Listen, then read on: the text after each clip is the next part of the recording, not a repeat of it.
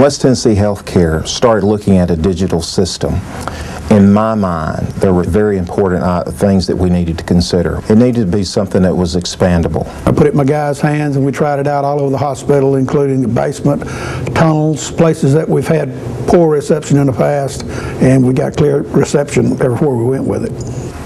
The thing that the Turbo system has done, it has enhanced our communication capability, obviously, by adding more frequencies for us to use without having to increase the license. One of the major concerns I had was for the safety of my officers, and this radio has a man-down button that they can hit. It lets me know which officer is down, and everybody can respond to it. What's better about this digital product is the clarity that we have. We also can text message on the system. The battery life is twice as long. It's also a quick charge battery, 3 hours, and you've got probably an 18-hour charge. Obviously, anytime you look at purchasing a new system, you have to consider the budget.